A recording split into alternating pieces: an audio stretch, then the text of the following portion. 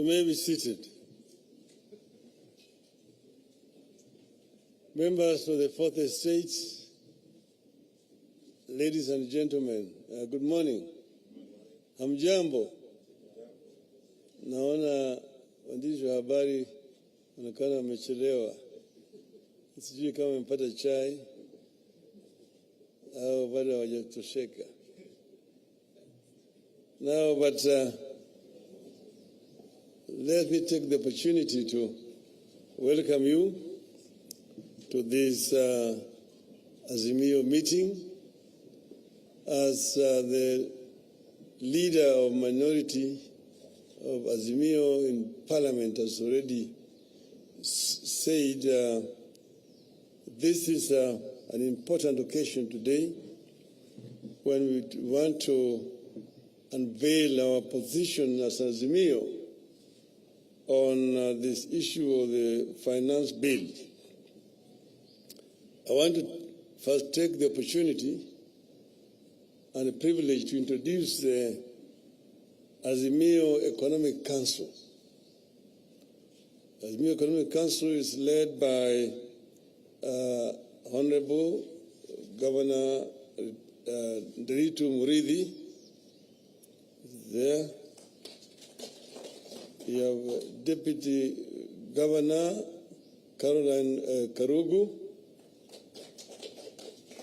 We have Honorable John Mbadi, who is also chairman of ODM, and we have former PS Torome Saitoti, Torome. There are other members who are not there today, but we have a council that consists of 7 members. They have looked at this bill very extensively. And after I've made my remarks today, they are going to make a brief presentation to you to enforce what I'm going to say. Now we say that next week, the Kenya Kwanza regime will present the highlights of its inaugural budget and revenue-raising measures to the National Assembly. As usual, it seeks to amend laws relating to various taxes and duties, such as the Income Tax Act, Value-Added Tax, the VAT Act, Tax Procedures Act, and Excise Duty Act, while proposing new taxes, regulations, and incentives. Today, we lay out our final objection to the revenue-raising measures contained in the Financial Bill 2023. We also give final instructions to our members of Parliament, after which, depending on how the Ruto administration behaves, this matter may take a very different turn. Celebrated African writer Chinua Achebe said, and I quote, "A disease that has never been seen before cannot be cured with everyday herbs." In the history of budget making in Kenya, no regime has imposed so many and so high taxes on our people in return for nothing except fantasies and fairy tales. This bill is a disease that cannot be cured with everyday herbs. This bill is economic sabotage. If Ruto insists on this bill, this country will go into full recession. This bill requires and must get fierce resistance. No sane leader withdraws subsidies on basic goods, then increases taxes on the same goods and salaries of working people including hawkers. You withdraw subsidies, and then you now add taxes to add insult to injury. I will highlight areas of significant concern to us. Then let the Azimio Economic Council take the country through the details. Ruto wants to levy taxes on chama or merry-go-rounds. Merry-go-rounds are the bankers and lenders of last resort for our mothers and youth, particularly in rural areas and slums. Without offering any services to the chamas, women groups and trade associations, Ruto has decided they must pay taxes. This strikes at the heart of women's economy. It kills savings and spreads poverty among an already vulnerable group. At a time, the National Hospital Insurance Fund and the National Social Security Fund are failing. Ruto is telling Kenyans to forgo 3% of their salaries and deposit it into some fantasy called housing levy. Nobody knows where it is housed. The government cannot agree whether it is a tax or an investment. Nobody knows how government became an investment advisor to Kenyans. They ignore concerns by employers and employees that many pay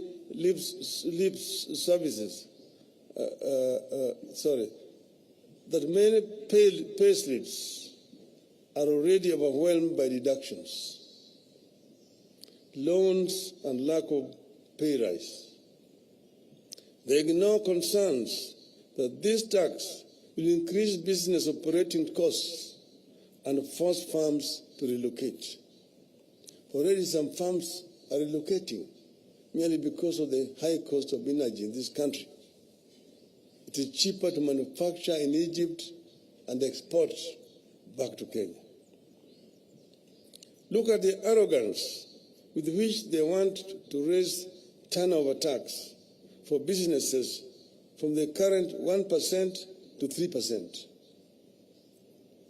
They are targeting small businesses by reducing turnover of taxable businesses from Kenya shillings 1 million to 500,000.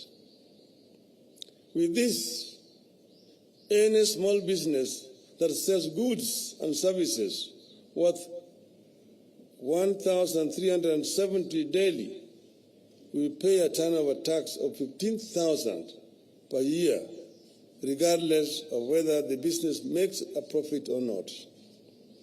That sounds like a memo on how to kill businesses and the economy. Nobody now knows where the bottom-up economy went.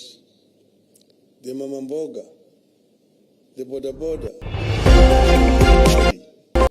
the hustlers. Contrast that decision to increase taxes for small businesses and merry-go-rounds with Ruto's plan to scrap VAT. A benefit that should be extended to small businesses is being extended to the rich who trade aircrafts. This is not bottom-up, this is top-bottom. Ruto promised to respect every job and its contribution to the economy.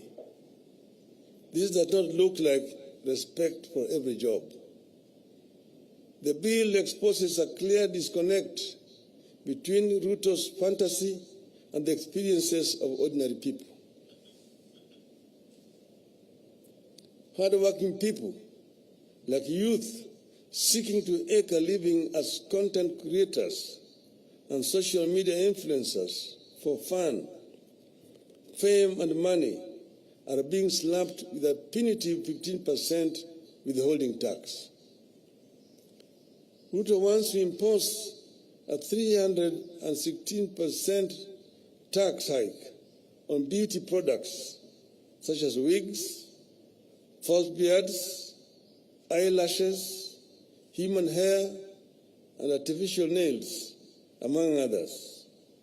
The beauty industry is a major employer, particularly of our women and girls who have been unable to find work elsewhere. Millions of young men and women eke a living out of salons, spas, and barber shops. Those businesses face closure. Others will have to sack employees. Ruto and Kenya Kwanza are behaving as if cost of living is no longer a crisis in this country. Despite existing high prices, Ruto wants to impose 16% VAT on maize flour, cassava flour, and wheat flour.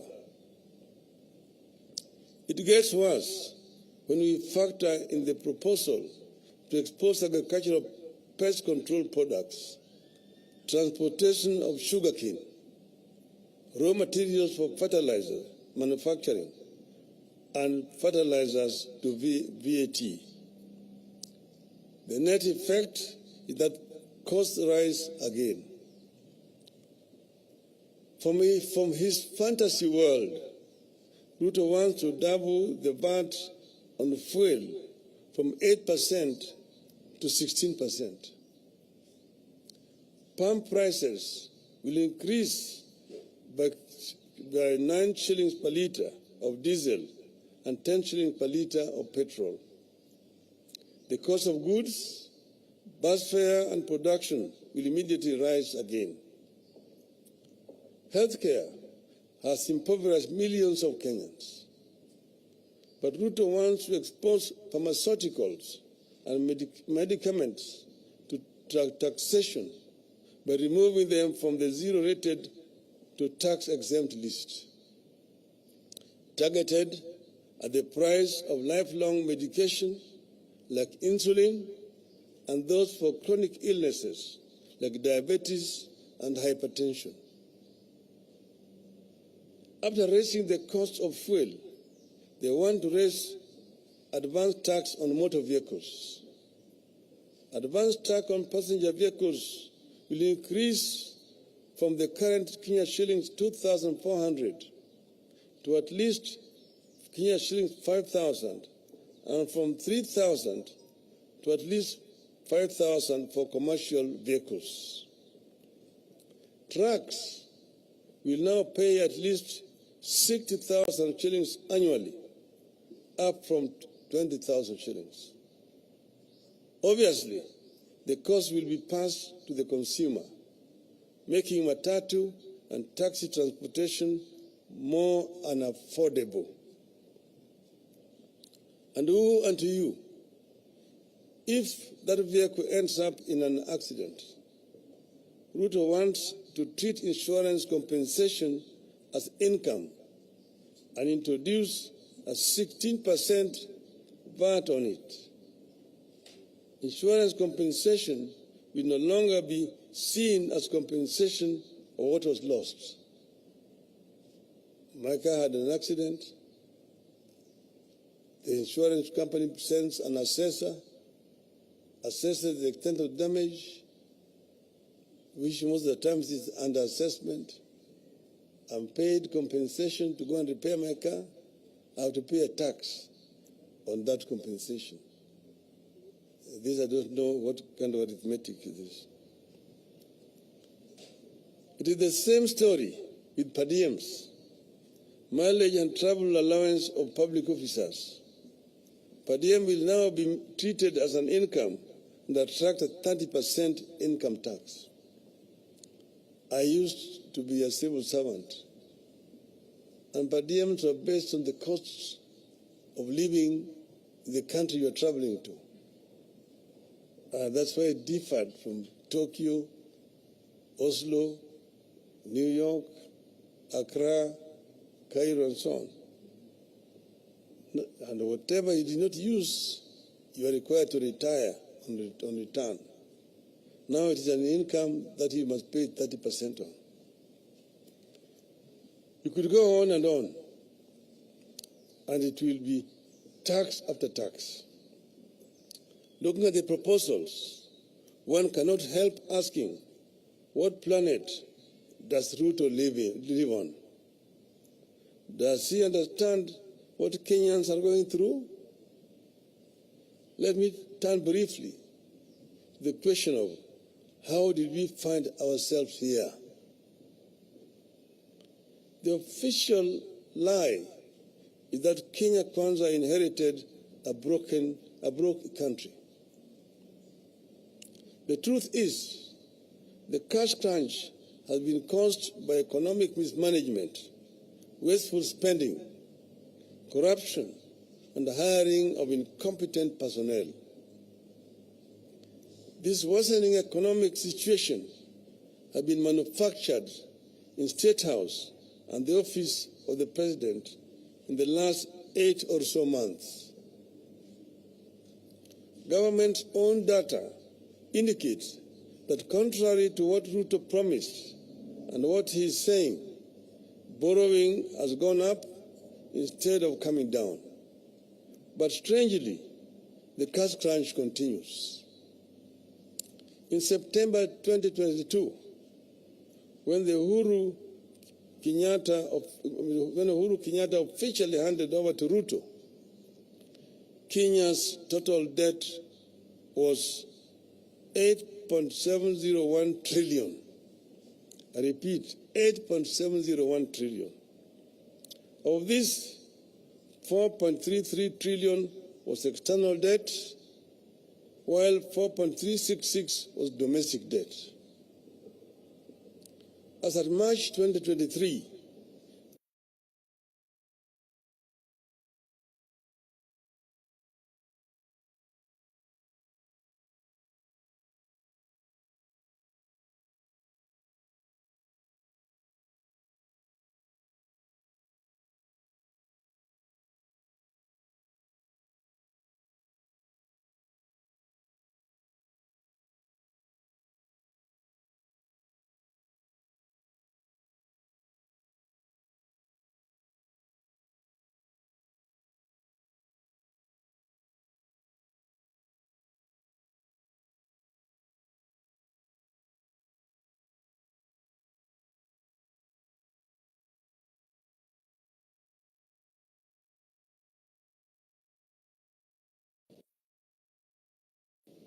to 4.539 in March 2023. We can go further back to the year 2021. Between September 2021 to March 2022, that a comparable period, our debt rose by 405 billion, from 7.96 trillion to 8.401 trillion. External debt was at 4.209 trillion, while domestic debt stood at 4.192 trillion. This was the time Kenya was struggling with the impacts of COVID-19, including implementation of subsidies and the emerging war in Ukraine. But our total debt was still lower than what Ruto has incurred in 6 months' time. Kenya Kwanza has borrowed more than any other regime. They have removed subsidies, raised taxes, but the cash crunch has continued. They cannot pay salaries. They cannot disburse money to schools. They cannot disburse money to counties. They cannot disburse money to the elderly. They cannot finance the National Hospital Insurance Fund. And nearly all major infrastructure projects have stalled. Where is the money going? It is being stolen and being spent on wrong priorities to massage Ruto's ego. And that is not all. Quietly, Ruto is trying to change the country's debt ceiling from the current absolute number of Kenya shilling 10 trillion to a moving number of 55% of GDP. And right now they are trying to bring an amendment into Parliament that will remove the parliamentary authority to sanction increase of debt. The debt level is already 60% of the GDP. To beat that violation of the law, Ruto wants to force an amendment to the Public Finance Act to allow the National Treasury and not Parliament to set new debt ceiling. Which is why we are calling on Kenyans to reject excess taxation to finance wasteful expenditure. It is urgent that we bring Ruto back to earth because he lives on another planet. As this bill heads to the National Assembly, we must remind Ruto that excessive taxation is stifling growth. We must tell Ruto that when people have to park cars at home because of cost of fuel, it is bad for the economy. We must tell him that when Kenyans postpone traveling up country because they can't afford fuel or fare, it is bad for the economy. We must tell him that when people choose to stay indoors because they want to spend less on expensive goods, it is bad for the economy. And you must tell him that these things are happening now here in this country. Rather than burden Kenyans, we want Ruto to undertake the following. 1, stop duplication of county roles and responsibilities. In the proposed bill, budget for health is growing by 35 billion shillings at the national level, yet health is a devolved function. 2, adopt a zero-based budgeting.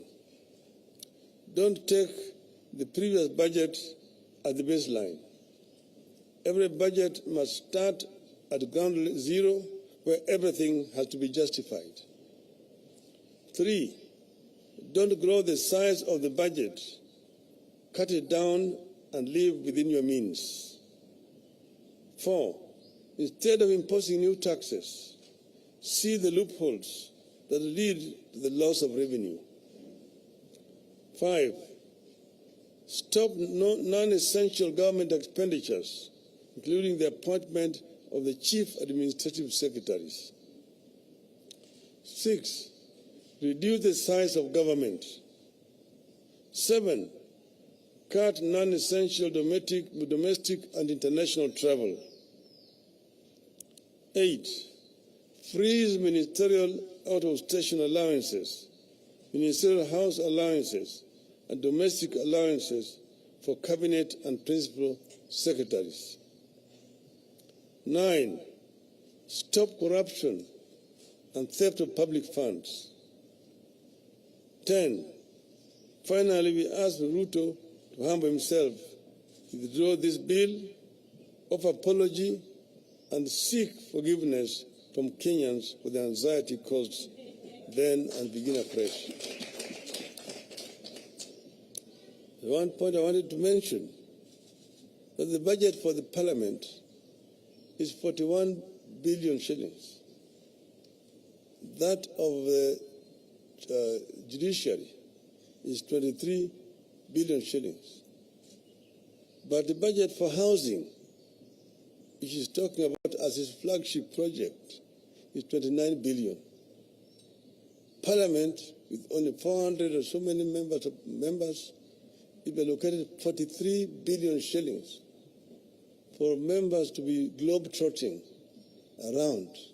Yet housing, which is saying is fundamental to his budget, It's only allocating 29 billion shillings, less than what is given to members of parliament, almost equal to what is given to the judiciary. Is economics upside down.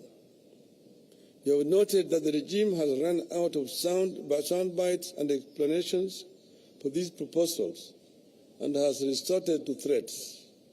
But we have agreed with our MPs on what to do.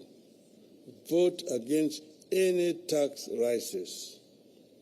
Should Ruto overrun the National Assembly, we will regroup and overrun him in the wider National Assembly of the whole people of Kenya. End of statement.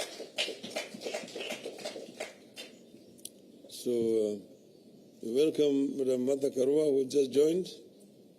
I would now like to invite the chair of the Azimio Council, Honorable Deritu Murithi, to take over from here. Welcome.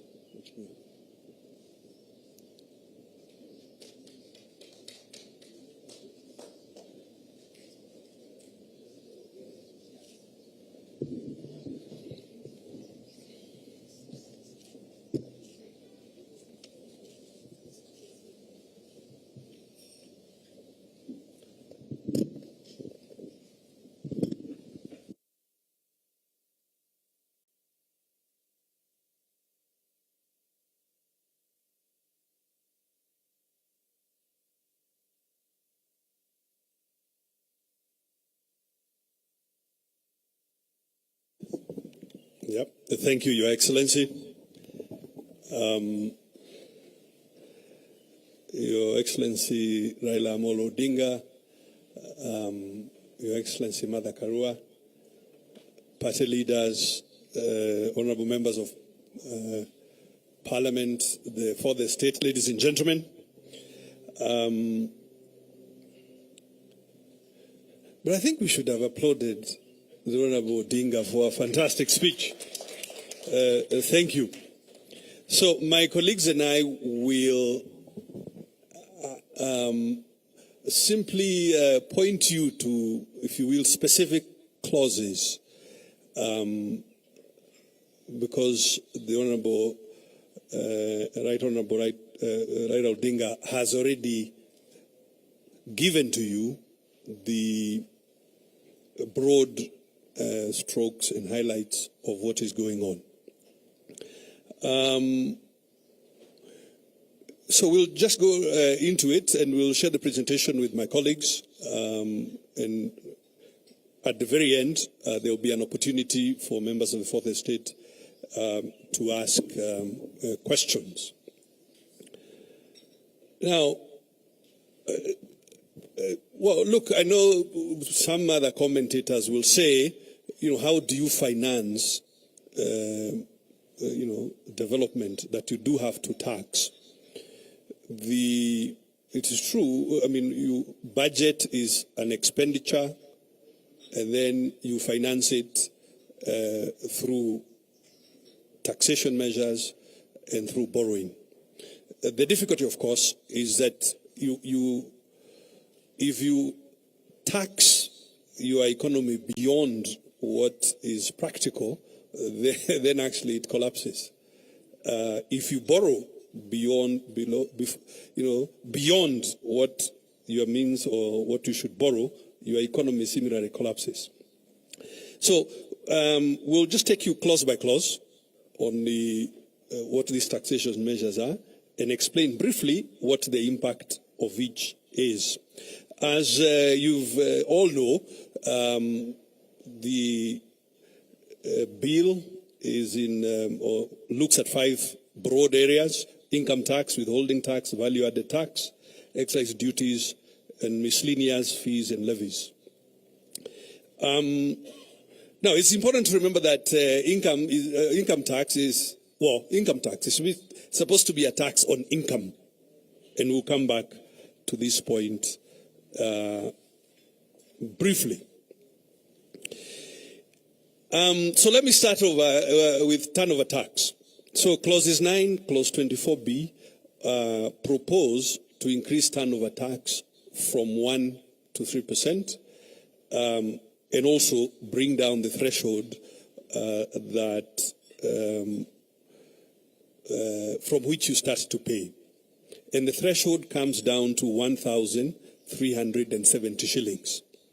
Basically, if you have a kiosk around the corner selling tea and mandazi, if you sell 1,370 shillings per day, then you pay 3% of that. You can also think about it. I know many of people in the city take a taxi, like Uber or Bolt or Riddle or whatever. This is 2 taxi rides. If you take a taxi from here to there for 500 shillings on his return or her return journey, then she'll probably already begin to pay tax. The point about turnover tax is that you are taxing the top line. You are taxing somebody whether they make a profit or not. And really, we should be looking at taxing income, not overall revenue.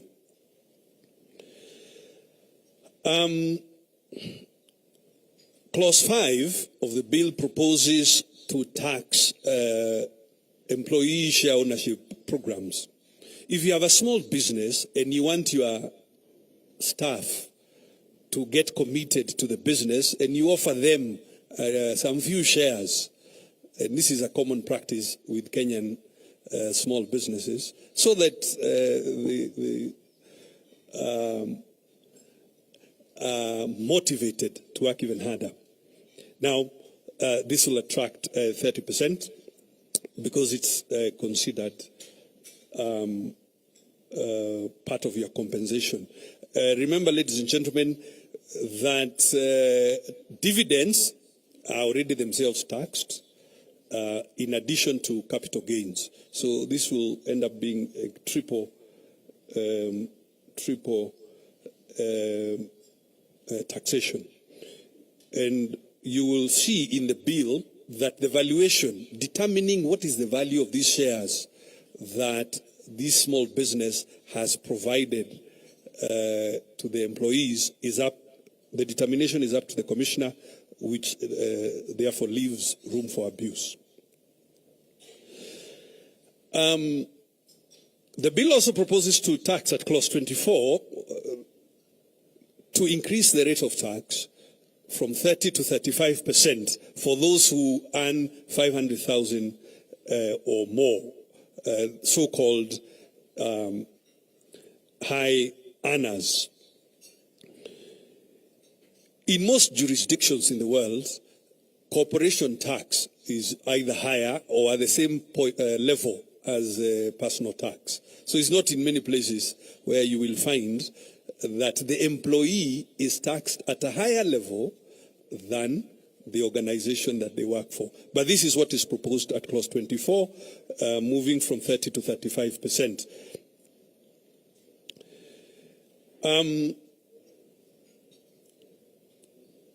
Clause 5 targets per diems for public officers. So per diems, travel allowance, mileage will now be taxed at 30%. And now what we want to point out here, per diem is not an income. You pay or you provide it to an employee so that they might go to Mombasa or to Kisumu or Nyandarua or Machakos for work. So you cannot treat it as though it's an income and then tax it. We are quite certain this is going to affect motivation and morale and disadvantages public sector workers a great deal.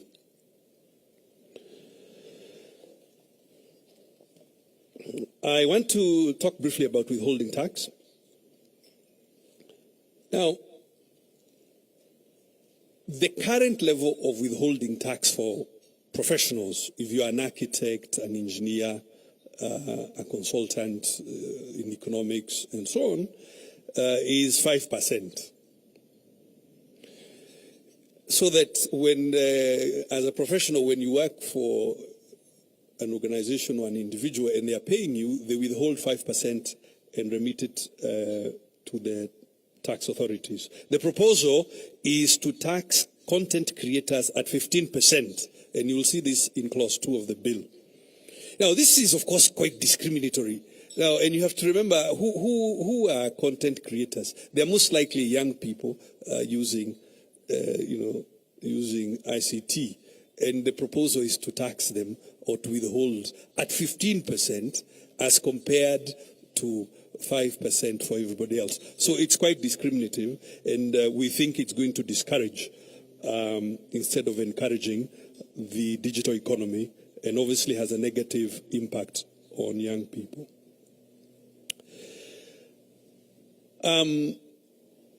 Clause 10 and Clause 24 propose to tax digital assets.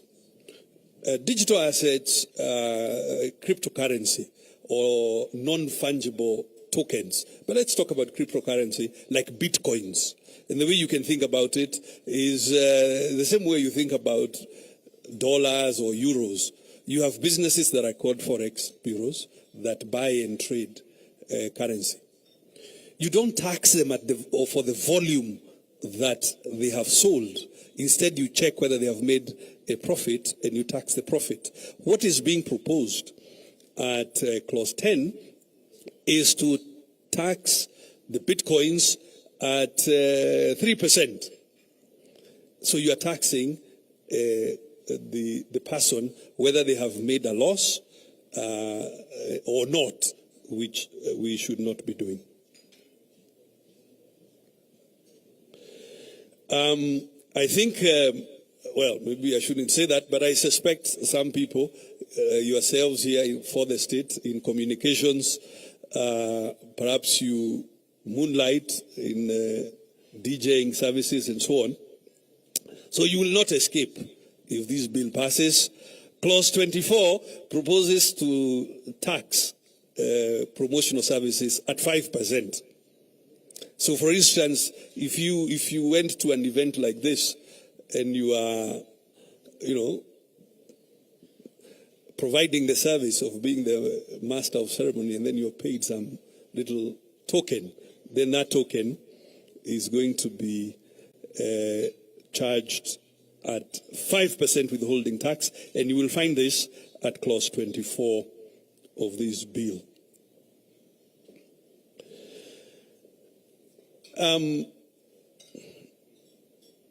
The advance tax at Clause 24, and the proposal, of course, is to increase this advance tax on saloon vehicles, on buses and minivans and trucks and so on. And the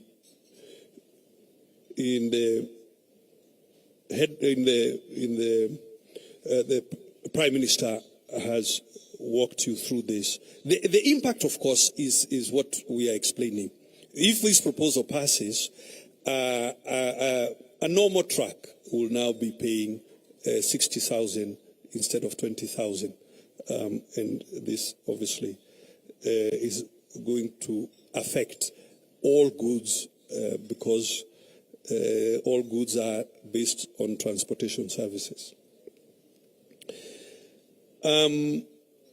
Reflect on, again, the people who do, who offer taxi rides on various ride-hailing services.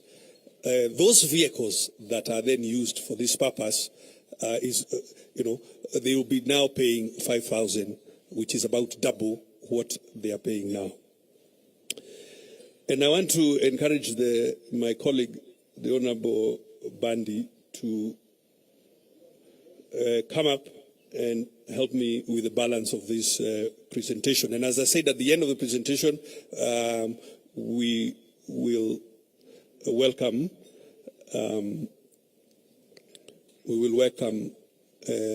Q&A. Now, Clause 17 redefines, please come. Clause 17 redefines entities, including social welfare organizations, chamas, clubs, and so on. And what the clause is trying to say is anything you get beyond subscriptions will be considered business income. So now in your, and you know, as the Prime Minister has explained, around the country, in every village, women, men, young people organize themselves in chamas and merry-go-rounds. And the effect of this clause is to consider whatever proceeds they receive as income. Anything above subscription, and therefore subject to taxation at the normal 30%, which is the rate of income tax. You can see that this is obviously going to discourage savings amongst women, amongst youth groups, amongst anybody really who is in this circumstance. The last one, so that I invite Honorable Badi, is capital gains tax. Clause 26 proposes to introduce, in fact, not enhance, capital gains tax based on property if you put that property in a business. So when two partners get together and they start a business and you put your assets into that business, obviously the balance sheet of that business goes up. The value inside that business goes up. And the proposal at clause 26 is to tax it, to tax that incremental. I can see Professor Naituli is looking at me. Let me re-explain. What I'm saying, Professor, is like this. If Professor and Mheshimiwa Wajakoya decide to start a business and you each put an asset in that business, obviously the balance sheet of that new business goes up by the value of the assets you've put in there. The proposal is that if that value is more than 20%, it should be taxed, which I can see the Honorable Kioni is looking at me. These are not my proposals, Honorable Kioni. This is what is contained in the finance bill at clause 26. So do not throw your cap at Badi and I. It is a bit outlandish. Thank you, ladies and gentlemen. I want to invite my colleague, Honorable Bandi. Please proceed. You'll use that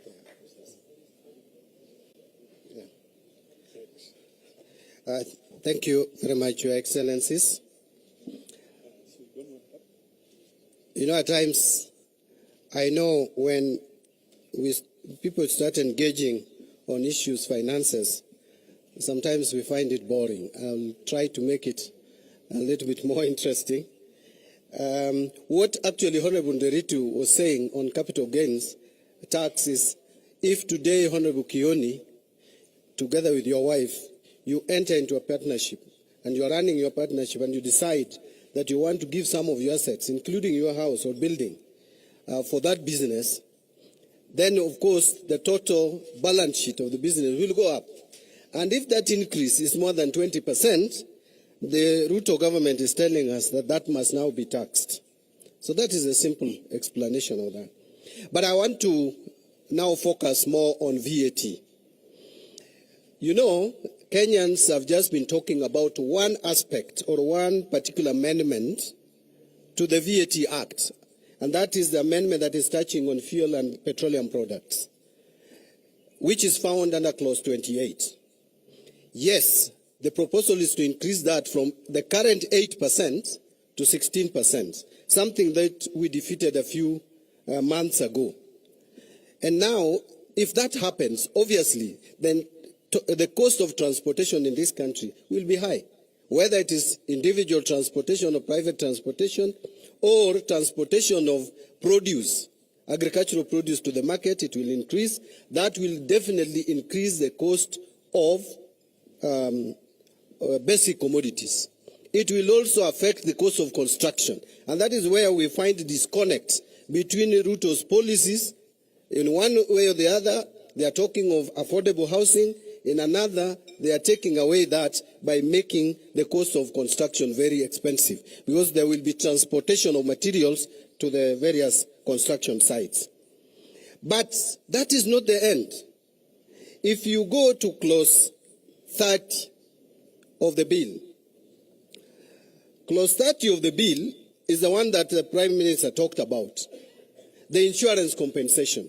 Yesterday, I watched my colleague struggling to mislead Kenyans, the chair of the Finance Committee, trying to say that this one is only touching on those supplies where input VAT had been paid, and now there is an accident, maybe fire has burnt the business, and so you are being compensated, and so you could claim input tax twice. You know, interestingly, I want us to engage our minds to this. First, this MP was trying to think the law, but not what is in this bill. What he was saying is thinking the law. The truth is, for you to be refunded input tax in this country, you must have sold the commodity. So before it is sold, you cannot be refunded input tax. So something that is burnt has not been sold. And there is no insurance company which will compensate you at the selling price. They will compensate you at the cost at which you acquired the commodity. So what he was telling us was simply playing with our psychology. What is provided in this bill is that if you get compensation, that compensation will be taxed at 16%. That is the truth. And that no one can run away from that. I want to go straight to clause 33, which is proposing a number of amendments. And I will start, interestingly, ladies and gentlemen, Ruto has been telling Kenyans that why don't you praise me for the 20 items that have now exempted? But most of those items that he's talking about were actually zero rated. Presently, they are zero rated. Now they are being moved from zero rating to exempt. And you are telling us we should clap for you. Unless these people have not really fully briefed President Ruto, I think he has not been properly briefed. For those who may not know, or those who don't understand the difference between exempt and zero rating, the simple explanation I would give you is that zero rated commodities are cheaper because you are allowed to claim input tax. In exempt, you cannot charge VAT, but any VAT that you paid on what went into adding value to that commodity is claimable. In exempt, it is not. I want to give a very simple example. The table in front of you. If that table is exempt from tax, VAT, what it means is if you are selling the table, you will not charge VAT. But any VAT that you paid on wood or timber that was used to make the table, nails, glue, all that is still subject to VAT. You will not claim that tax. But if it is zero rated, apart from charging zero tax when you are selling the table, you will be allowed to claim any tax that you paid for the nails, for the wood, for the glue, and anything that went into the manufacture of the table. Therefore, what I'm saying in a nutshell is a zero-rated commodity is cheaper than an exempt commodity. What Ruto is doing is transferring many of those items from zero rating to exempt. And you can find that under clause 33. You read it together with the original act. That is the problem that I find with the Kenya Kwanza leadership. They are reading the act without the bill without the act. So if they are told that pharmaceuticals, for example, are now exempt, they celebrate, they start clapping, not knowing that pharmaceutical products are currently zero rated. And I will mention now what some of those items.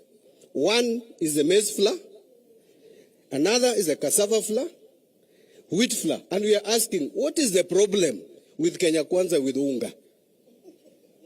They just want to make unga expensive in this country. Are they discouraging us from eating ugali? Or they should tell us. If they don't want us to eat ugali, they should say so.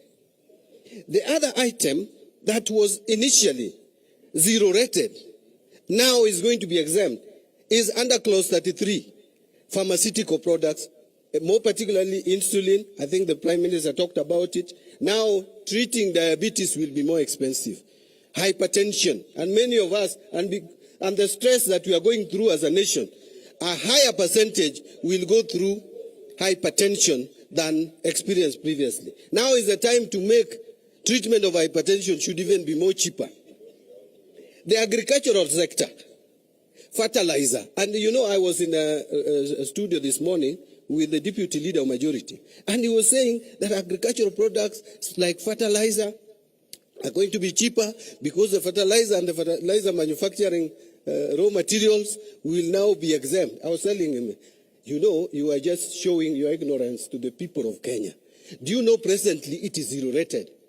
And now you are taking it to exempt. And you want to cheat Kenyans out there that you are making the cost of agricultural product, agricultural sector, the input for farming, cheaper. You are subsidizing fertilizer, but you are making it more expensive. Construction of materials for tourism sector and recreational facilities are now going to be vatable. They are not presently. Eco-friendly cooking gas is now going to be vatable.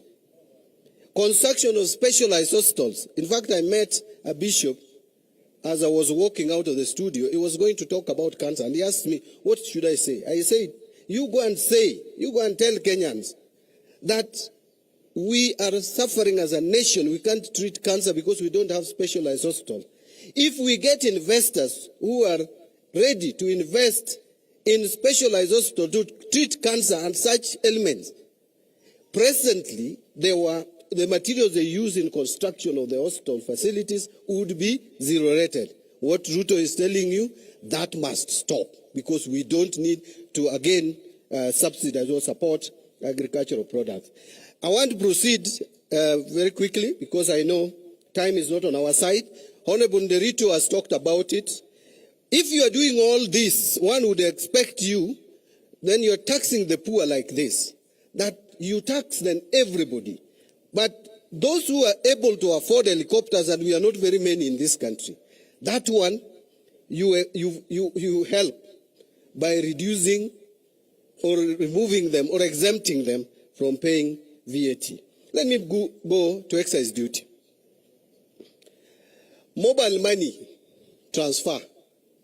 We are aware and we know that most Kenyans, especially small traders, the most used mode of transacting is mobile money transfer. I am sure almost all of us here have sent money this morning. Why is Kenya Kwanza government increasing excise duty on mobile money transfer from 12% to 15%, but reducing bank transfer charges or excise duty on bank transfer? What is the rationale? Where is the priority? Who do we think about? Who do we consider? Is it the common person or the elite? The beauty supplies, I think the Prime Minister has exhausted that. I don't want to go to that. But we all know what that means. On imported cement, the issue we have, fine, you can protect. There is excise duty of 10%. You can protect the local economy. But there should be harmony in government policies. If you have set in providing houses, it is imagined that the construction of houses is going to be on upward rise. Therefore, you must make raw materials cheap. This is not the time to interfere with duty on cement, because you are going to make cost of construction more expensive. Why don't we start? Then we see our local demand. If the local demand is not so high that we don't need to import cement, then we can go ahead. This is not the end. This is not the last finance bill. Every year we will have finance bills until Jesus comes. This country will have, as long as it exists as a country, we will have finance bill. Let me quickly, I don't want to go to others. I think we have given you, unless there are more questions. I wanted just to talk about two more things. Something that Prime Minister has touched on. You know, as we were very busy, they call it noise. With this noise around finance bill, they have cheekily introduced another small bill here, an amendment to PFM Act. And what they are doing, and I want to agree with the Prime Minister, first, they are now changing the system of setting the debt ceilings from the absolute number, which is 10 trillion now, to what we may call pegging it on GDP. And they are saying 55% of GDP. That is a proposal. But they already know presently that already our debt stock is at 60% of GDP. And they know it will not make sense because you are putting it at 55, it's already at 60. So they have come up with an amendment. And this is Public Finance Management Amendment Bill 2023. This is the amendment, and I want to read it. They say Section 50 of the Principal Act is amended by deleting the words "a limit" and substituting therefore the word "set threshold." So they are replacing limit with threshold. That I would leave to lawyers like His Excellency Kalonzo Musyoka to interpret the difference between limit and threshold. To me, probably it is the same. But then, the worst bit is by inciting the following proviso at the end of the sentence. That, and listen to that, provided that if at any time the Cabinet Secretary is unable to maintain the public debt threshold as required under this subsection, or the regulation made thereunder, the Cabinet Secretary shall submit a written report to Parliament explaining the cause of the breach on the threshold and provide a time bound for a remedial plan. How do you explain breach of law? How do you explain breach of law? And it is saying that the Cabinet Secretary will only submit a report. He's not even seeking approval of the National Assembly. I don't know whether there is any democracy in the world where debt ceiling is set by executive alone. So these guys are running away from accountability. They want to I think they just want to destroy the economy of this country. Otherwise, they would not bring such amendment to the floor of the House. Otherwise, Chairman, thank you so much. Well done. Two other big items. DG Karo Karogo on the housing levy, the tax tribunal, and my colleague and I will speak about the general impacts. Two things to keep in mind about this cheeky amendment to the PFM. Look, there are some things that are presented that are mirage. One of them is this idea that, debt to GDP and taxation to GDP. We know that some of our external friends say that we should move tax to GDP from 17% to 22%. It's a mirage because you are not taking into account the composition of the GDP. So it's an okay idea to give you a general reference, but you cannot be dogmatic about it.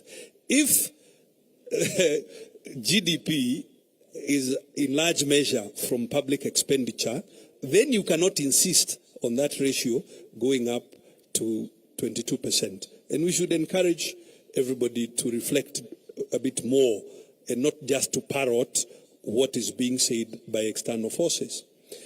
The same point about this debt being a percentage of GDP as opposed to an absolute ceiling. The difficulty with it is that because the GDP is growing in large measure because of public expenditure, you are presuming like you can either tax that public expenditure and you cannot. So, and when you analyze it, we hope that you, for the state, explain to Kenyans the meanings of these things so that our colleagues stop taking Kenyans for a ride. Honorable Karo Karogo. Thank you. Thank you very much. I will head on to an issue that has been canvassed. Just last night, out of 4 hours, I think we spoke about the housing levy for a good 2 hours, 13 minutes, and I was counting. It has been reported, misreported, and I think we are not addressing what is the key issue. And I do not think Ruto also knows what the key problem is with this. What we think is happening around the housing levy is that Ruto has friends somewhere. He has assured them you will be investors and you'll have tenders and you will come and provide us with sockets and wires. And so the deal is done, and now they're doing the backward cleaning. Because essentially, if you ask yourself with the housing levy, what problem are we curing? Are we curing the problem of unemployment? Are we curing the problem of housing? Or is it a problem of income, like most of us, those of us in the finance and economics field believe? What is the point of building somebody a house and that person cannot feed themselves? Even if, and we argue, even if these people are built for houses, they will live in the streets with sufurias in their heads like us in Jubilee and bakulis in their hands because they will not have food. So where are your priorities? That is what we want to ask Mr. Ruto. And we want to say, matters housing levy, I think I want to conclude it in this way. Kenyans have a serious trust deficit with the Kenya Kwanza government, with Ruto and Gachagua. They are saying, give us your money, we hold it for you for 7 years, we construct houses somewhere, we give to the poor, and then in 7 years, we'll give you back your money. And what Kenyans are asking is, can we trust you even with 100 shillings? So the question around 1%, 3%, I think those are exterior issues. The issue here is Kenyans are saying unequivocally that they cannot trust Ruto and his government with their savings for 7 years, whether or not the houses will be constructed. If we move on to the issue of clinker, Clause 72 is proposing a 10% levy on clinker. Now, those who know anything about the cement industry, clinker composes 60 to 70% of cement today. Most of it is imported. Why? Because it's only 2 or 3 of our cement factories who have grinders to grind a stone that is called pulhamite that then creates clinker. Now, the question here is how Ruto is proposing to cure the issue of cost of contraction is upside down. Because if you raise importation taxes on cement and on clinker, then what he is trying to tell us is that he's trying to give impetus to the local producers of cement so that they can produce cheaper cement. But the truth is, this is a very expensive country to produce anything, whether you're producing a sweet, that sweet called patco, or a bag of cement. Our cost of production, which is majorly anchored on our cost of energy, is unbelievable. We are the most uncompetitive country in East African region. If you are a manufacturer today, you better go off going to settle up in Rwanda and Tanzania than coming to Kenya. And the issue of energy is easy. And we want to say this to Ruto. And we can give him ideas if our captain allowed us. But we are not here to consult for government. We are not paid by Ruto to consult for him. But this, if you read our manifesto, we had brought up the issue of grid losses in this country. This country is losing 23% of its power on grid losses. Now, let me put that in perspective. 23%, so it's about 0.25% of the power that is produced in Kenya today is lost between production, reticulation, and the end-use customer. In the Azimio manifesto, we had proposed to bring the grid losses down from 23% to 10%. Let me put that further into perspective. Every 1% drop on grid losses is 1.2 billion Kenya shillings. Every 1% drop on grid losses is 1.2 billion shillings saved that can be transferred to the end user. So it doesn't matter how much, you raise the cost of, you raise the cost of imports. What the government should be doing is ensure that producing locally is competitive, that bag of cement can be produced locally at a cheaper price to match the global and the East African market prices. But this obnoxious government is doing the exact opposite. The same is happening to iron rods and steel bars and craft. Let me spend some time on craft. Craft is the paper that wraps unga. I want to be like my colleague, Honorable Bandi. I do not know what Ruto has with unga.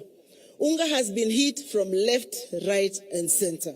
Whether it's VAT, whether it's the actual production of the maize plant in terms of fertilizer and inputs, whether it's the milling, that milling is being hit by, the high cost of fuel, whether it's the transportation between the miller and the shop, the transportation costs, I think Baba has said that very clearly. The trucks that are transporting are now going to be paying 60,000 shillings as opposed to 20,000 shillings per ton, which was what was going on. Now, unga, the paper that wraps unga usually is imported.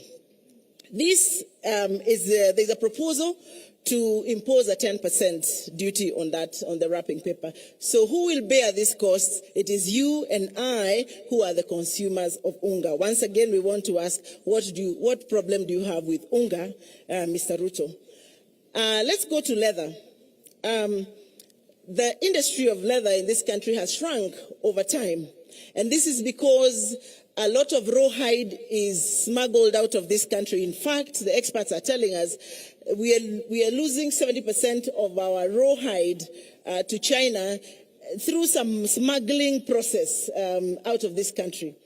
So what Ruto is proposing in clause 67, in clause 62, is that he will impose an export levy, on rawhide. So what will this then do is that it will increase, the impetus of people exporting, rawhide. So what does it then do to our tanneries? We have 9 tanneries. They are working, I'm told, at about 30%. We will be closing these tanneries, and everybody who works there will be asked to go home. Therefore, job losses. Clause 67 is proposing to increase the import declaration fee. I mean, that has been canvassed. I think it was also in Baba's speech, from 1.5 to 2.5%. My argument about importation is create a more efficient, effective internal structure so that goods are produced cheaply, and you expand your tax base so that you do not have to worry about what is coming in because you're already competitive enough. Let me move to the second last item, which is the tax appeal tribunal. Now, something very interesting here is happening. That today, if you have a tax issue, you have a tax case, you will pay KRA 20% of the disputed amount. So today, I am disputing 100 million shillings. I will pay KRA, before we start anything, before I file my case with High Court, I will pay KRA some 20 million shillings. Now, this 20 million will not be earning interest. It will be put in an account we call escrow. So an escrow account, that money will be sitting there waiting for you to decide whether you won or you lost the case. You all know how long it takes in this country to, and the lawyers, I can see Honorable Kalonzo Musyoka is here, Honorable Mother. Cases take an immensely long time. So this money will be sitting there waiting for the case to be concluded, and you will get back your 20 million shillings 5 years down the line, no interest. That is what Ruto is proposing. Now, once you remove, apart from the fact that it's very unfair, of course, that you have a tax dispute, and over and above that, you're being asked to cough more money, I think from our side, we're saying there is also an issue of evasion of justice. The Constitution is clear. I think the lawyers can guide me. It's Article 48 of the Constitution. And I think I have my Constitution here. If I could just read, because it's important for us to get this bit. It's about access of justice. The state shall ensure access to justice for all persons, and if any fee is required, it shall be reasonable and shall not impede access to justice. So I don't know how reasonable 20% is. If you ask me a reasonable fee, should be in the decimals in 0.001, 0.002. That is a reasonable fee. But 20%, Mr. Ruto, by no means is not a reasonable fee as is prescribed by our Constitution. Last but not least, we talk about the Tax Procedure Act. And this one is extremely interesting. Just like we see in the entire bill, we see Ruto safeguarding his friends.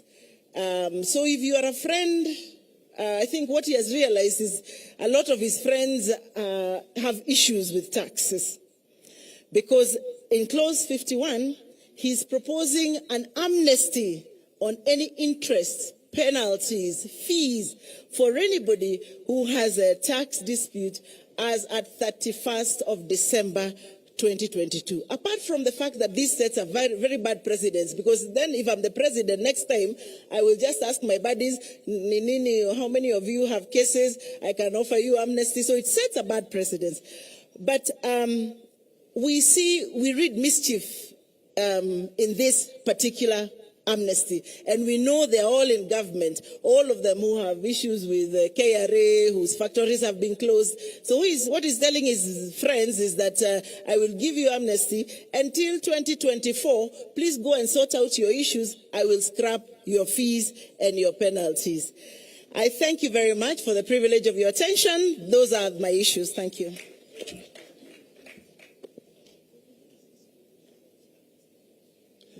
Thank you. Well done. As the Honourable Badi encouraged Honourable members and Kenyans at large, read the provisos, read the proposal, and check what it is proposing to change. Because if you just read the change, you might think it's a benign change, not knowing that it's not a benign change. Like this issue of the import declaration fees, if you don't read the proviso, you will think it's a good thing. Now, the overall change says, let's move IDF fees from 3.5% to 2.5%. And that might sound like a good thing, except if you read the original act, you will find there is a proviso, provided that raw materials for manufacturing should pay 1.5%. So if you remove the proviso, it means that everything, including the raw materials, goes from 1.5% to 2.5%, which then has the effect of making manufacturing more expensive. We would like to allow perhaps 3 questions of a technical nature, because the presentation is not fully finished. The principals will make interventions at a policy level. So if members of the further state have, let's allow no more than 3 technical questions. In answering those questions, our colleague Saitoti Torome will come up to help us and myself to answer the questions and also give you one broad statement about the overall impact of these taxation policies on this economy. What do you expect is going to happen if these taxation policies go through? What will happen to the economy this financial year? So, by a show of hands, again I repeat, if it's a question of a technical nature, that's what we'll answer. Then afterwards, the principals will make interventions, and you can then ask the bigger picture questions. Yes, down the road. Yeah, Chairman, we are not going to take just from members of the press alone, even other participants. If you have a question, just raise your hand and you'll be able to ask. Any question? Of a technical nature. As we do so, Saitoti Torome, please come up to make one statement around the impact. Questions? Okay. Okay.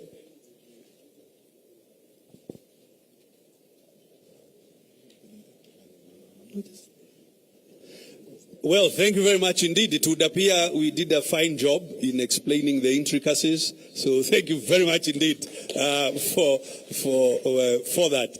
Saitoti Torome, in one sentence, what's going to be the impact of this taxation on the Kenyan economy overall? I think.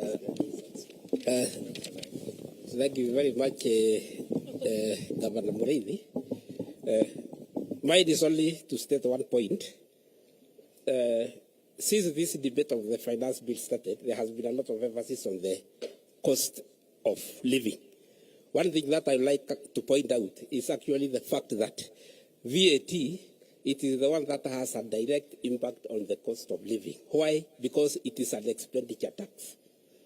And because it's an expenditure tax, it makes the final product like petroleum to be expensive, which affects the cost of living. And also, when we put VAT on inputs, it makes the cost of production very high. Deputy Governor Karo has just said about how it will affect our economy. And it is actually true, because God are the days, and you will agree with me, when you used to say that Kenya is a blue-eyed boy where all the foreign investors are attracted in Africa. It is no longer the case. Many African countries have opened up their economy. Tanzania is there, it has got a lot of resources. Rwanda, Uganda, even DRC now is a member of the East African Community, and South Sudan. So when we make the cost of production in our country very expensive, we will not be able to attract foreign investors, and our economy will not grow. And even to mention that, I can see Honorable Oparanya is there. He actually used to be the Minister for Planning and Vision 2030. If we make the cost of production in our country very high by imposing such kind of taxes that are in this finance bill, we will not be able to realize the dream of Vision 2030 because we will not be competitive. So we have to be very careful. And just as the Right Honorable Prime Minister said when he was making his closing remarks, when a government is confronted with a budgetary deficit, because this bill is actually trying to make sure that we don't have a deficit, there are two ways. You either increase revenue, you borrow from the public through central bank, or you can even lower the budget. So instead of focusing so much on raising taxes or revenue through taxes, why don't we focus even on the way we do budgeting?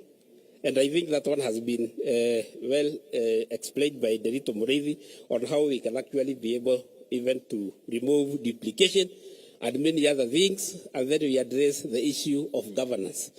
I think I am always a person of very few words, and I think that is what I have actually observed. But the most important thing, this bill will make it difficult for us to realize the dream of Vision 2030. Thank you.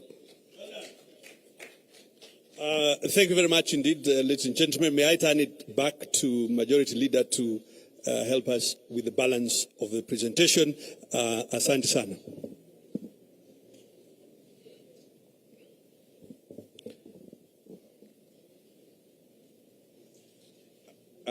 Can we give a final round of applause to our Economic Council for a wonderful job? They'll be leaving now to join some other crucial meeting happening next door. So we shall be excusing the members of the Economic Council. Yes. But in the meantime, please allow me to invite Her Excellency Martha Karua to come and forward and address us. Karibu sana, Mheshimiwa Martha Karua.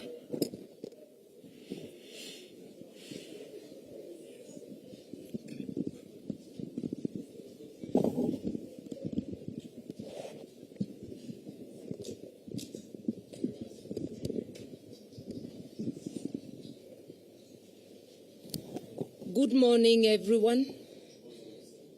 After my boss has spoken, has given such an eloquent address, there is very little for me to say. And also with the remarks that have been made by our team, But I want to say that clearly the finance bill is an indication that the Kenya Kwanza government has waged an economic war against citizens and especially the vulnerable.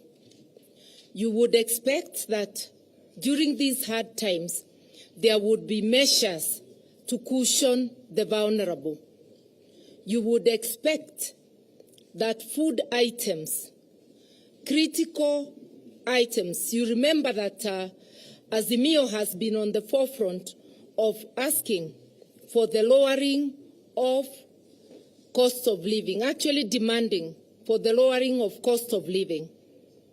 This bill is a contempt card on those demands because its net effect will be to push the cost of living upwards, as has been very eloquently explained.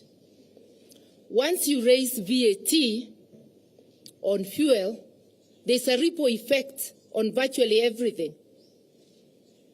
When you tax exempt things that were zero rated, once again, the effect is pushing the prices up of essential items such as medicine, critical medicine. That, with the current status of NHIF, it means the average person will not have access to critical medicine. And in Kenya, we say families are just one sickness away from abject poverty. So when you move critical medicines to exempt, tax exempt, and push their prices up, it means this bill is going to directly cause deaths, suffering and death to many Kenyans. It also means that food will be less accessible. Already, we have a crisis of people not being able to have meals on their table. With the joblessness, with the cost of living being up, Kenyans have been shown by the Kenya Kwanza regime that they are on their own.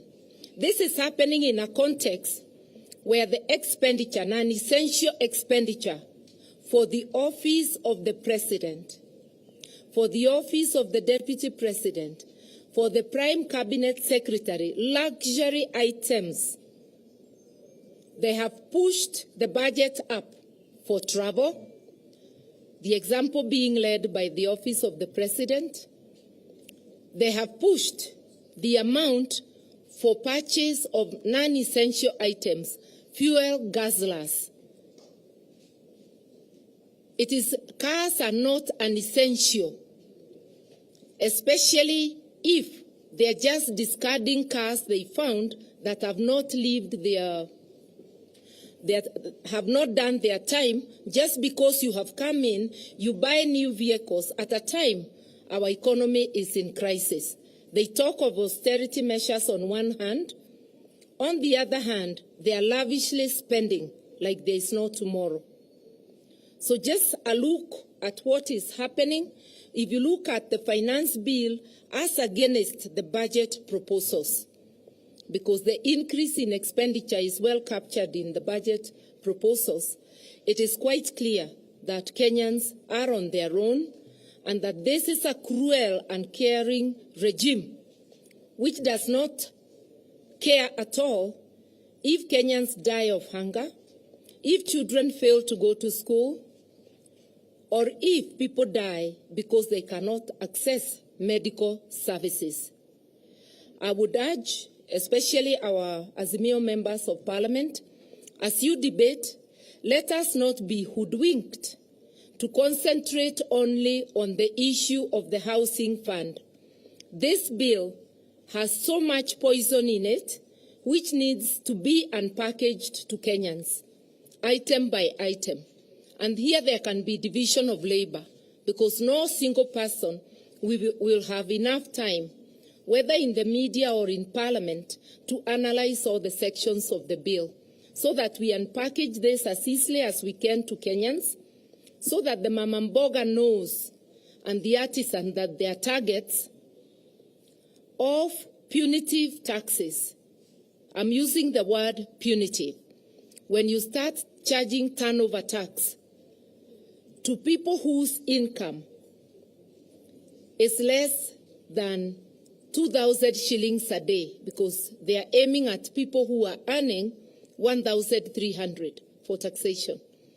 That's a person selling mandazi or chapatis on the roadside. These are very, very punitive measures, and this is something that should be resisted. And if the Kenya Kwanza government goes through with it like they have threatened, Kenyans must get ready to take action, remembering sovereignty is in their hands.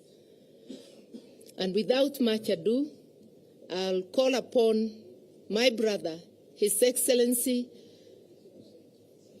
Dr. Alonzo Musyoka, even to offer greetings. Much has been said. You are not being asked for much, just greetings. Asante. You done it so well. I didn't want to add anything because our brother Raila put it so well, so eloquently. I think this has been actually a learning experience for a lot of us. And I want to thank our Economic Council team. Now, Kenyans know the difference between zero rating and exemption. And that is where the big lie is. And I think that has been unpacked, thanks to Honorable Badi and the colleagues. Last Sunday, I was in a church somewhere in the river, in Mulolongo. And I spoke about the skepticism at my level with people wanting to rush to court. Everybody is within their rights to rush to court, but we have also heard from our sister Caroline Karugu on the provisions of Article 48. My brother, who is also a very good friend, Wajakoya, will probably agree, and Mother, denying people access to justice as unconstitutional. So some people rushed and said Kalonzo is supporting the finance bill. My media team did a very good job of that disinformation. So you can see the level of panic. People are panicked because they are doing the wrong things.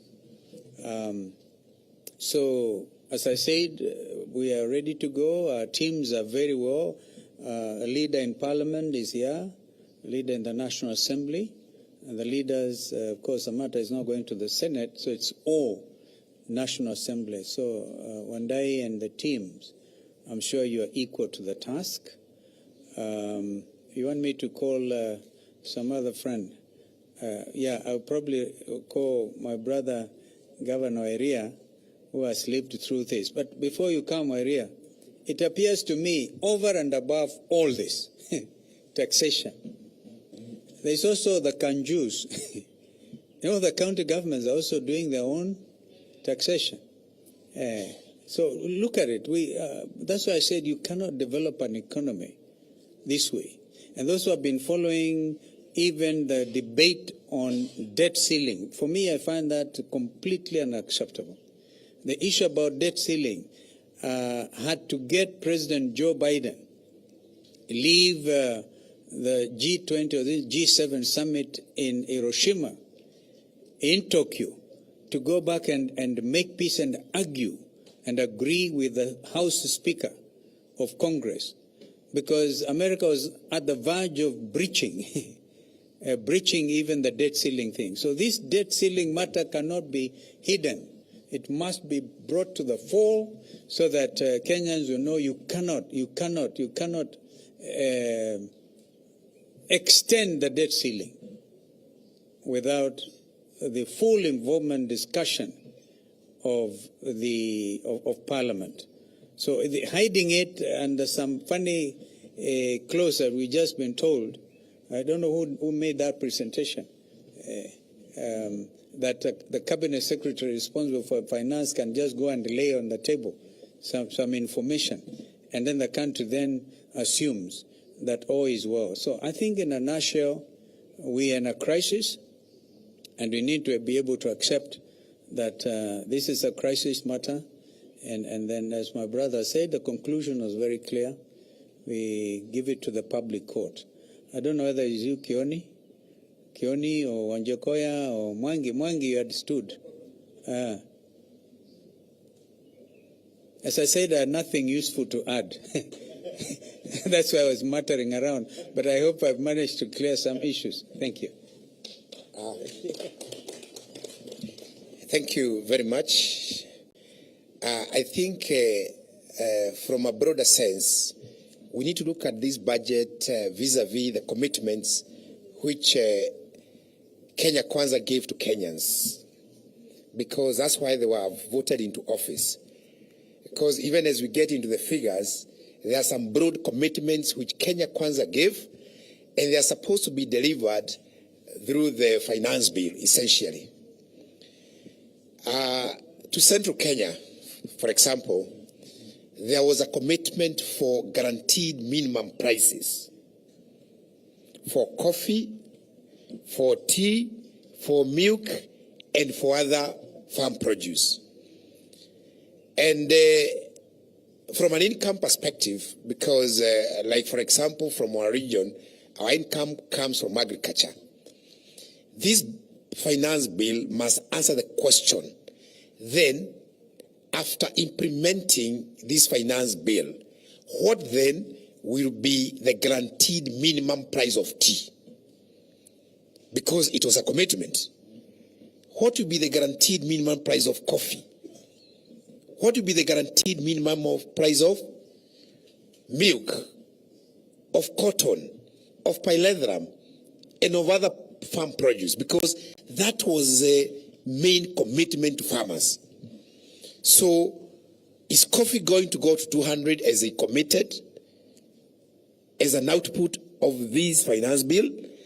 That is what those people expect, because they might not understand the numbers very clearly and the argument today, but the impact of this to them is what they need to take home.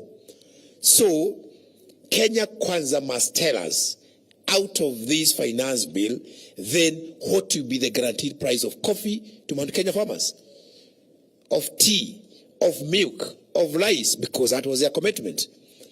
As we speak, tea attracts about 42 levies, 42 taxes. And when I was a governor, together with the governor of Kericho, we had actually gone to court. And the matter is still in court, trying to challenge the 42 levies against tea as a crop or as a sector. The matter is still in court. So those are the matters which this bill is supposed to be resolving for our farmers. But they're just giving us figures which are actually indicative of the fact that fertilizer is going to go up, the cost of transport is going to go up, packaging costs is going to go up. So when are we going then? How are we then going to get those deliverables? That is very important. They must tell, especially because I'm from Central and I'm not biased, and I'm speaking also for others, then what will be the price of the guaranteed minimum price of coffee to farmers? Tea, milk, cotton, that was a commitment. So they can do what they want, but then announce those prices as part of the finance bill. Lastly, this is not the only finance bill. We are going to have other 47 finance bills from every county. And because the model is the same, and the principle is the same, and the alignment is Kenya Kwanza, and this is a philosophy, it means we now expect worse bills from the counties. So how are we going then to marry the county finance bills and this finance bill and then say this is the overall burden to our people? Because this is half of the burden or partial burden. So someone needs to tell us then what will be the overall impact, because this is half the journey. There is another one which is going to come from the devolved system. What then will be the overall impact to the average Kenyan of this bill? Because there are other levies which are being discussed, and they have been encouraged, by the way, to make sure that they raise as much money as possible, because there is no money from Treasury. So as we look at it, we need to then ask what will be the overall impact, and we also need to assess and our team need to get into the county finance bills so that we know the overall impact of this year's finance budget from both national and county governments. Thank you.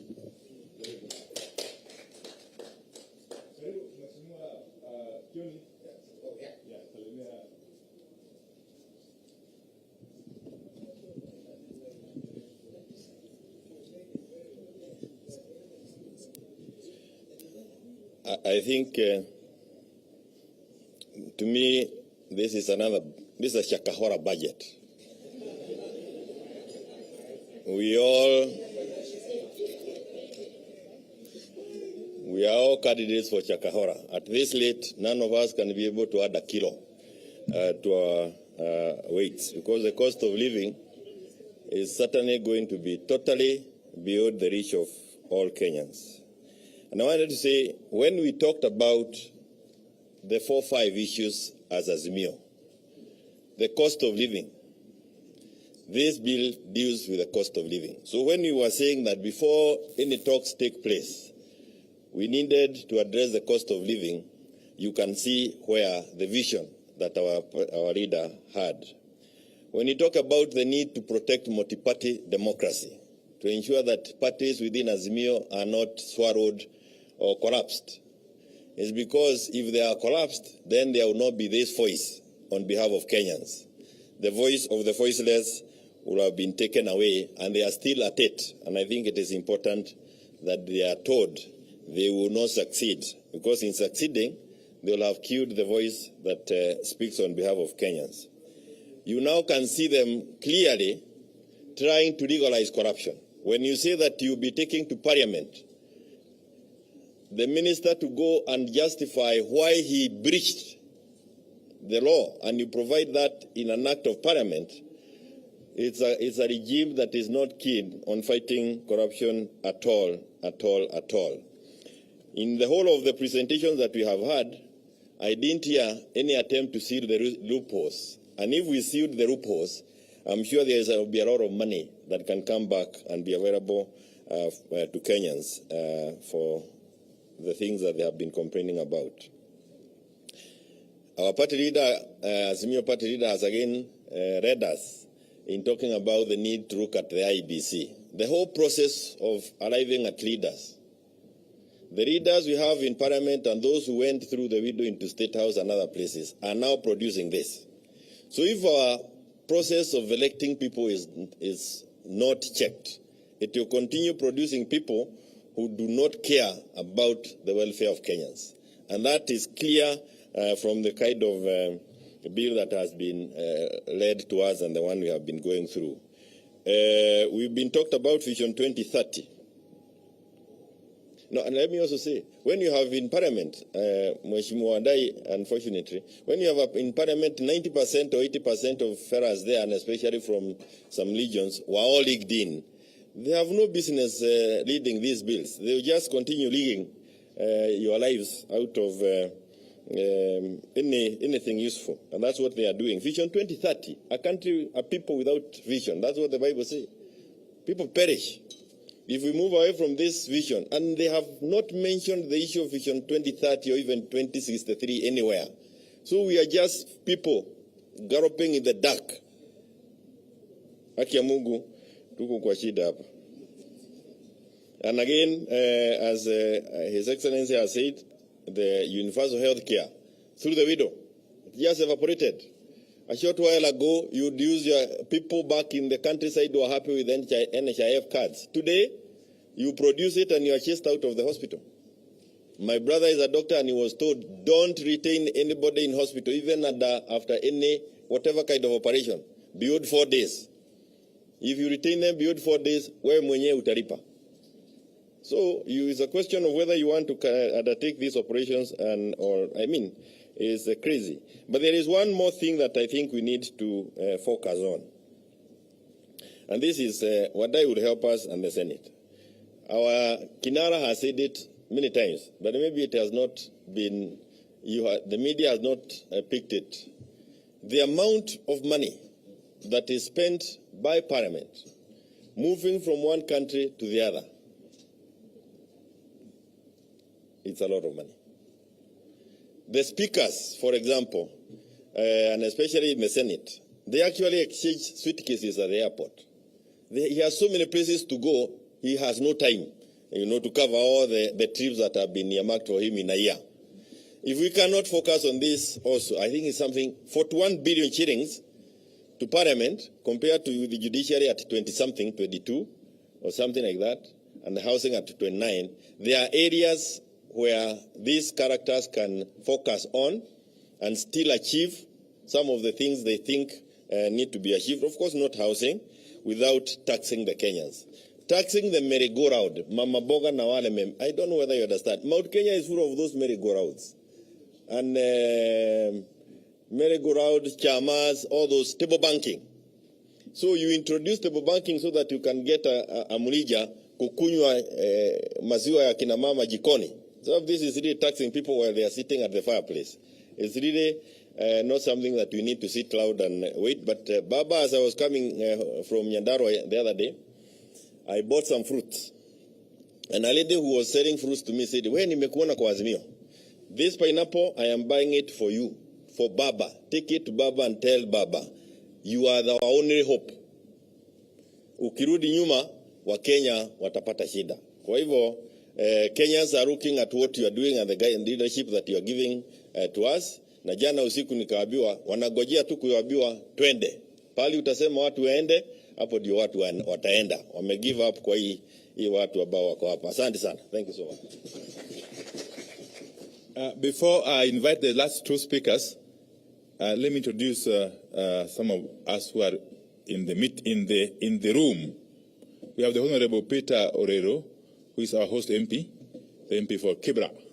Asante sana Mheshimiwa Orero. We have Mr. Yagwik Ramji, the Deputy Party Leader of Roots Party. Makofi kwake. We have Ambassador Elkanah Odembo. I'm sure you all know him. Karibu sana Balozi. We have Sheikh Juma Ngao and his colleague.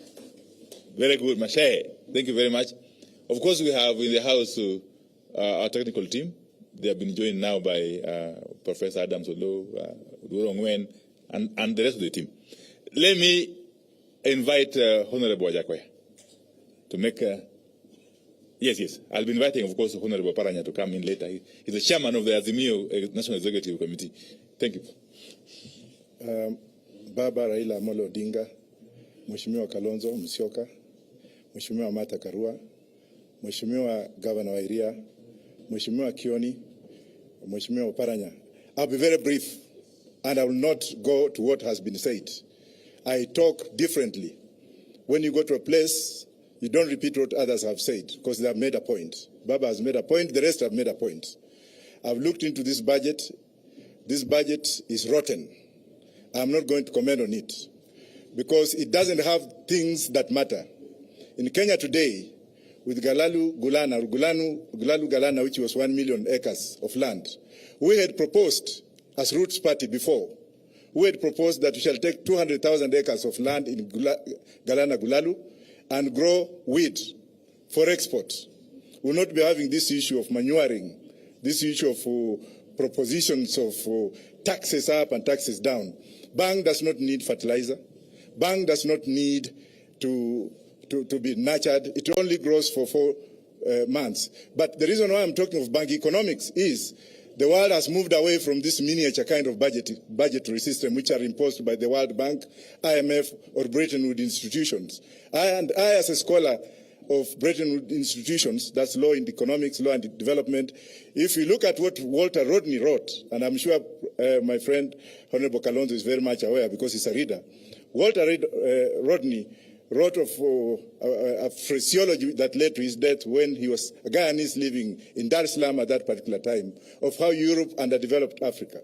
So we are talking of hegemony of development and undermining underdevelopment because they are looking at us and saying that Africans have no conscience. We have to develop them. If you look at Professor Yunus of Bangladesh, who is also a scholar renowned for women banking, cooperative women banking, a theme that has been taken over by Bangladesh, which is mixed with Islamic banking, that the World Bank has now borrowed that kind of paradigm, where banking is done from the locality of the women where they are found. And that's a story for another day. We will not be talking on this everyday budget, every day sijui nani amefanya nini. Kama tungepanda bangi for export and for economic development, not for smoking, we will not be having this kind of discussions every day. I speak very harshly because I am one of you. And I am one of you. I am also recognized wherever I've been in terms of intellectual scholarly work that we have contributed to Harvard, London School of Economics, whereby the whites use us to develop some conscience. Now look at these theories that we are talking about here. These are the kingdom theories. They are theories that are violating what we call kingdom theories, where they talk of the garbage can and the policies. Now here, what Ruto has done is that he has brought a policy to look for a solution. Not a solution, to look for a policy. Instead of putting solutions together, and then you look for a policy, our system is upside down. And none of our leaders are thinking of this. Go outside the box, look at those Kenyans in the diaspora, ask them why they're working there. And Honorable Odemo is here. He was one of the best ambassadors we had when we were in the UK. He used to accommodate what we had. Let's look at what we can borrow from the diaspora. We have the brains outside this country that can come and develop this country. Let's look at the Museveni format, the formula that Museveni has used. None of us wants to talk about the Kenyans in the diaspora. We talk about ourselves. Somebody went to Kangundo High School, Nairobi University, worked in the ministry, went to live in Lavington. What kind of policy do you think this person can make? Thank you very much. Aya, makofi kwa Mheshimiwa Koya. Allow me now to invite the Honorable Wycliffe Oparanya, who is the chairman of the Azimio National Executive Council, and also the deputy party leader, to come and make remarks really.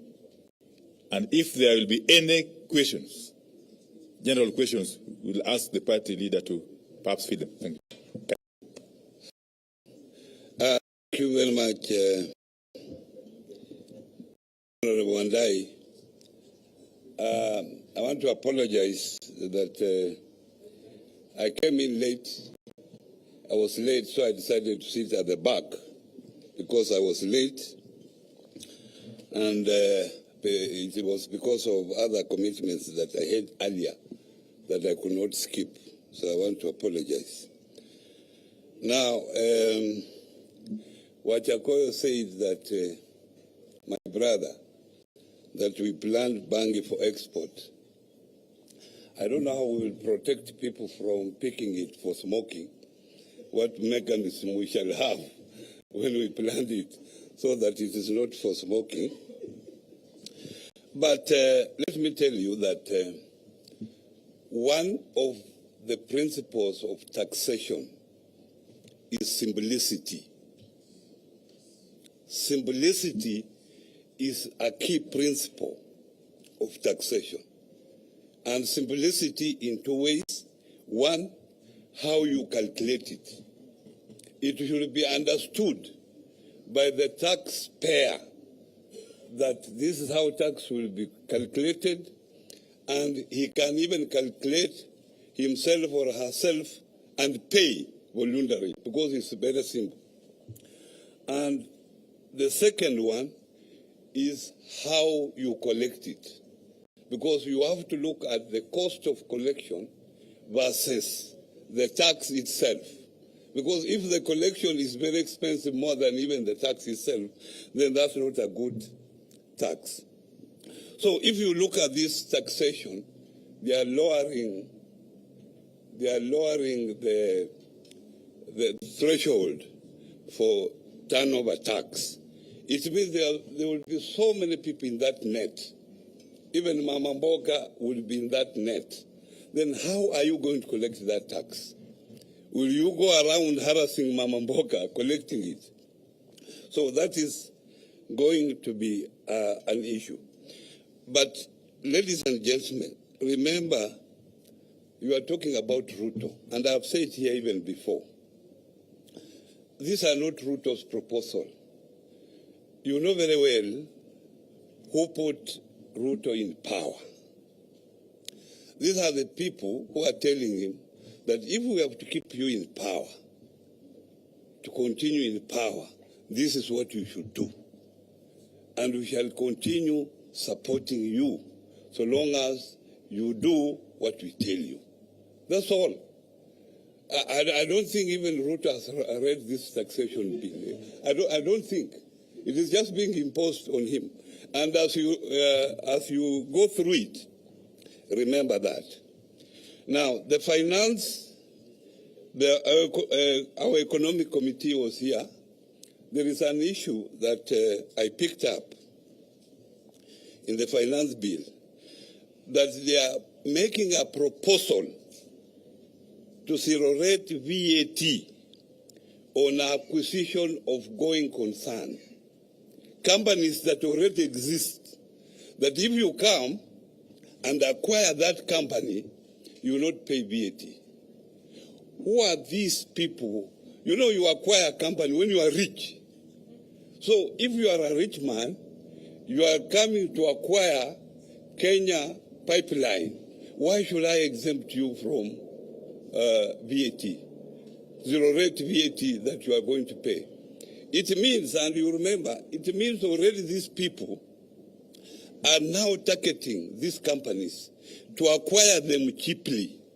Because how do you attract even investors to come and acquire already the existing company? You attract investors to come and invest in new ventures and not going concern. Because going concern, they are already there. So, not that. And I think that should also be picked up. Now, I have a friend of mine who is in Uganda. He's a Ugandan, but he has stayed here in Kenya for a long time. So he sent me a message this morning, and I want to read to you. He's saying, let him pass the finance bill as it is. What is wrong with you people? You have to let him make mistakes. That should be your strategy. If you help him to make good decisions, how will you remove him? You are supposed to make a little noise for record purposes that you posted, but don't make it too strong. He will correct the mistake then. What becomes of your talking point? And this is my last shot. Thank you.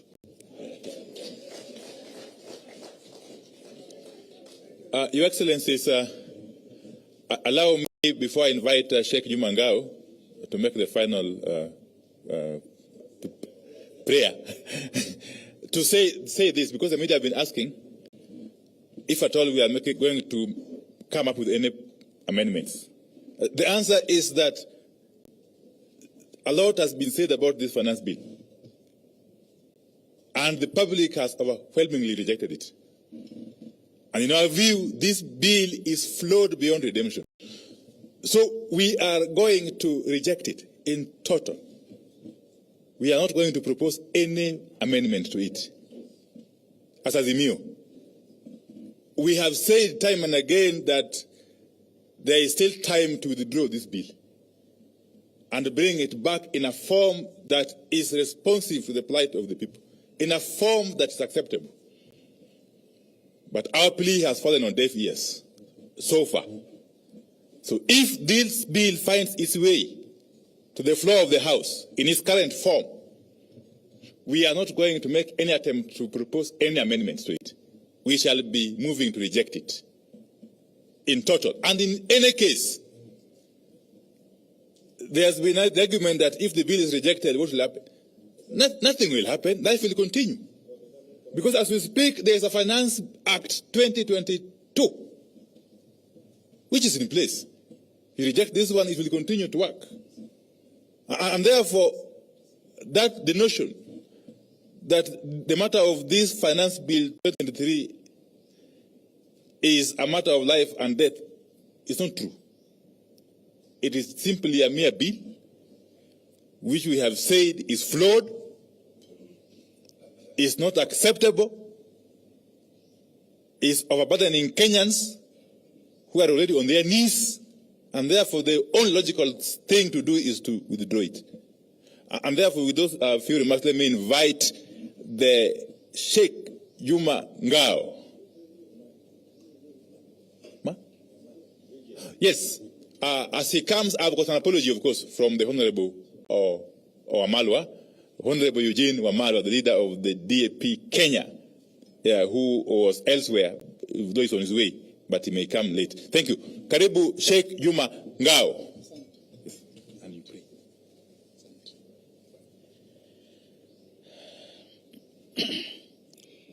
Assalamu alaikum. Bwana Yesu asifiwe. Mheshimiwa Rais wetu wa Azimio Baba Raila Amolo Odinga, naibu wetu Mama Martha, ndugu Kalonzo Musyoka, itifaki yote ikizingatiwa. Nimesikiza kwa makini sana wazungumzaji wote, kila mmoja hutaki amalize kuzungumza. Na mazungumzo haya tumekuja kwa sababu jana sisi kama Baraza Kuu la Ushauri la Waislamu Kenya KEMNAK tulifanya press conference Mombasa, tumeipinga hii bill. Na ni baada ya kushauriana na wenye viti wa kaunti 47, tuliwaambia waulize watu misikitini kila wakiswali kuhusu bili hii. Na majority of the Muslims katika kaunti 47 wakasema ambia chairman hii bili aipinge. Nikapigia mzee simu, mzee Raila, akatupa ruhusa, na jana tulikuwa na press conference Mombasa, na sasa hivi nafikiri iko viral katika mitandao yote. Hii bill niliposikiliza leo nimepata mengi zaidi. Ina somo moja ambalo napenda ni wafahamishe. Binadamu wamegawanyika makundi manne, na kuomba usikize kwa makini. Kundi la kwanza kuna watu. Kundi la pili kuna watu wengine. Kundi la tatu kuna wengineo. Na la mwisho akina nani? Watu, watu wengine, wengineo na akina nani. Ukiwataka wote kuwapata hawa, nenda harusini, tuwapata wote hawa. Watu ni wale wenye harusi, familia ya bibi na ya bwana, wale ndio watu. Utengeza kadi wale watu. Yule alikuwa watu wengine. Ukipewa kadi wewe ni wale watu, wewe ni mtu mwingine. Kisha kimwalika bwana Kioni hapa, na mimi niko karibu na sina kadi, atasema shekhe nifuate mimi. Wewe huna kadi, I am your card. Wengineo wale. Alafu wakifarusini wale watu, watu wengine na wengineo hukaa kama hivi, high table. Kila mtu na sinia lake. Biriani, kuku, kachumbari, mapochopocho, sambusa, zote kila mmoja sinia lake. Manake watu wengine na wengineo. Kisha nje ya geti huanza fujo kule. Huko kwa lumbana, kwa pigwa, mpaka askari ushindwe akarudi kwa mwenye harusi. Mzee kule hii kuna fujo sana. Mwenye harusi huenda paka pale. Tena nini? Yabo, nyinyi na nani? Nyinyi na nani nyinyi? Nyinyi na nani nyinyi hapa? Awajua mzee, sisi vijana wa mtaani hapa tunkuja, soga ndiye mbaya. Haya, kaeni sita. Kaeni sita. Watu sita sinia moja. Haina nyama, haina kachumbari, haina sambusa, haina juice. Hivi ndivyo serikali hii imefanywa kazi. Tumefanywa akina nani na Ruto, na bili hii ikipita tutakuwa akina nani zaidi. Sasa nikirudi katika theology, mimi si wakili. Utawala hauanzi sasa. Kuna watawala kwenye Quran na Bible wametajwa wa nguvu. King David alikuwa very powerful. Solomon alikuwa na nguvu nyingi sana, akitawala binadamu, majini, mashetani, wanyama, hata upepo. Akitaka ruka mahali, Suleiman anaweka mkeka, anaomba dua kwa Mwenyezi Mungu, anaruka, akifika anashuka. Alikuwa very powerful. Akaja Firauni. Asa Solomon na David hawakumwasi Mwenyezi Mungu, alitawala vizuri. Firauni akaja akakosa. Akatesa Mayahudi, akaoa watoto wachanga wa Kiyahudi, akafanya uchumi wa Misri mbaya kama huu. Mbingu zikachukua hatua. Lipelekewa Nabii Musa, akaonywa, hakusikia. Akapelekewa Haruni, akaonywa, hakusikia. Mbingu zikachukua hatua kwa utawala huo, akadidimizwa Red Sea. Yeye na jeshi lake. Sijui katiba yasemaje, rais akiwa hivi kama huyu hapa, katiba yasemaje? Mimi si wakili, yajua. Ikiwa Mungu alipofsinywa na Firauni, anachinja watoto wa Kiyahudi, amepandisha tax, maisha ni magumu, ameonya na Musa hasikii, Haruna akamwonya hakusikia, maisha ilipokuwa ngumu, mbingu zichukua hatua. Alidimizwa Red Sea na Mayahudi wakaokolewa, wakaenda Canaan. Katiba yasema nini ikiwa rais wa nchi anaharibu nchi kama hivi? Katiba yasema nini ikiwa rais wa nchi anafanya tuwe akina nani? Manake hii kipita, hutaweza lisha familia yako yote kila siku. Itabidi iwe sahani moja, watu 6 au watu 10.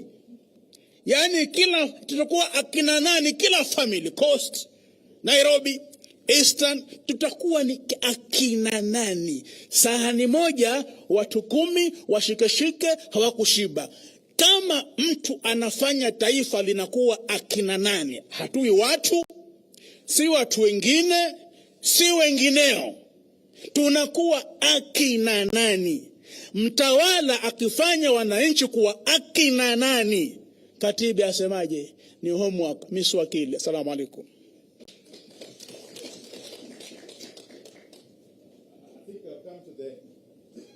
We have come to the end of this wonderful session. So unless there's some burning question, very burning question from the media, we shall be calling it a day. Yes? We are okay? No. We are okay, Phil. Asanteni sana. Mwenyezi Mungu awabariki. God bless.